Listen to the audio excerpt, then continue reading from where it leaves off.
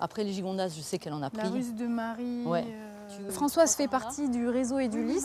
Le réseau Edulis, donc c'est un acronyme qui veut dire Ensemble diversifions et utilisons librement les semences. Et donc ça fait 5 ans qu'on travaille ensemble au sein de ce réseau, où on conserve des variétés locales ou des variétés qui se reproduisent mais qui sont localement adaptées. Et Exactement. bon, le stade de récolte, toujours le même. Ben oui. Bon, c'est un peu un mystère, hein, les aubergines.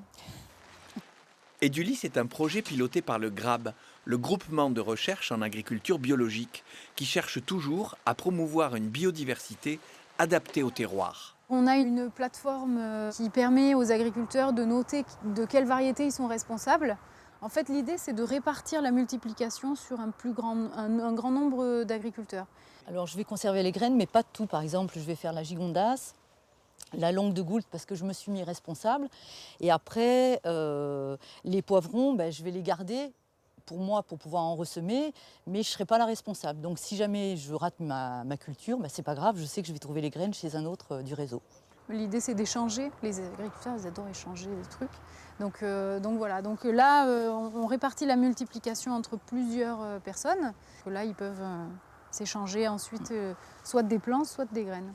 Donc là, tu vois, là, il y a toutes les variétés reproductibles, pendelote, indigo, c'est avec des fruits de couleurs différentes, de tailles différentes. Et puis bon, de ce côté, je fais quand même aussi des hybrides et des greffés.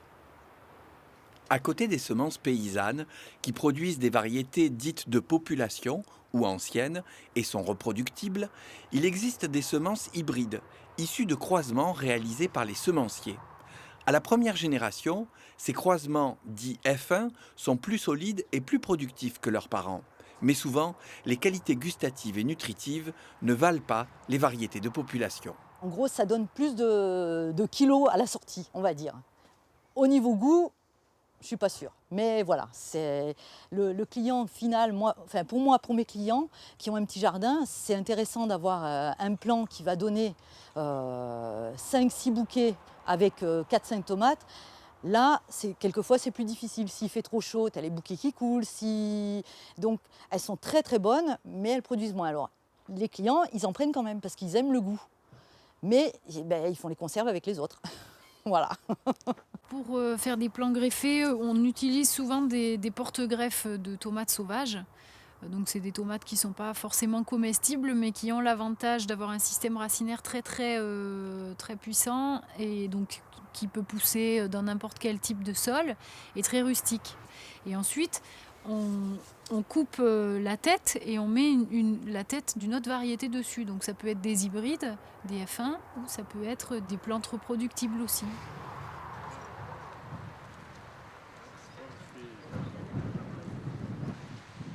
Alors ici, on est au Jardin familiaux Taurois, une association dont Charles est le président. Et il y a donc, il venait de me dire, 43 jardiniers, 43 parcelles qui ont été distribuées et cultivées. Et donc il y a beaucoup de ces jardiniers qui viennent chercher des plants chez moi et qui viennent les cultiver ici. Le cahier des charges, le principal, c'est qu'ici, on est en culture bio, essentiellement bio. Voilà. Par exemple, aux jardins familiaux, ils organisent un troc de plantes et moi, à ce moment-là, je donne des variétés du réseau Edulis pour que tous les jardins en profitent.